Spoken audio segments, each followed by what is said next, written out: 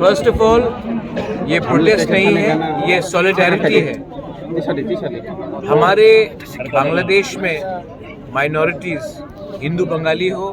Christians हो, हमारे Buddhist हो, इप्रासाज हो, हमारे जो जनजाति लोग हैं, हम लोग सब बांग्लादेश में आज के दिन जब से शेख हसीना का सरकार हटा है,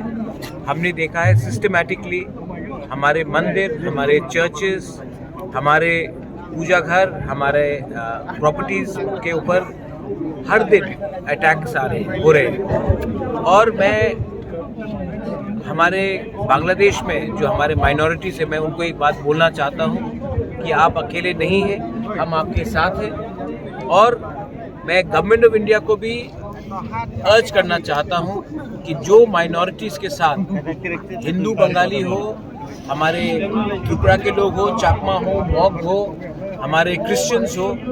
उन सब का जो उनके ऊपर जो अत्याचार हो रहा है, उनका प्रॉपर्टी जलाया जा रहा है, उनके महिला को उठाया जा रहा है, ये सब गवर्नमेंट ऑफ इंडिया को इंटरनेशनल स्टेज में ले जाकर, यूनाइटेड नेशन में ले जाकर बांग्लादेश को एक्सपोज करना चाहिए और उनके ऊपर प्रेशर डालना चाहिए, क्योंकि वो अपने देश में अपने माइनॉरिटीज़ को रक्षा नहीं दे पा रहे। ये पहली बार नहीं हुआ है, ये 1940 में हुआ जब इंडिया का विभाजन हो रहा था,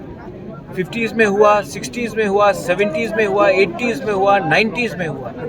कुमिल्ला में हुआ, नोआखाली में हुआ, ब्राह्मणबाड़ी में हुआ, कप्ताई में हुआ, खागड़ाछड़ी में हुआ।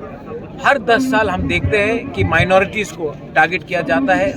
पॉलिटिकल, सिस्टमैटिकली पॉलिटिकल प्रेशर डालकर, लेकिन असली उनका मकसद है कि हमारे लोगों का प्रॉपर्टीज छीना जाए, हमें अपने ही ज़मीन से बाहर कर दिया जाए।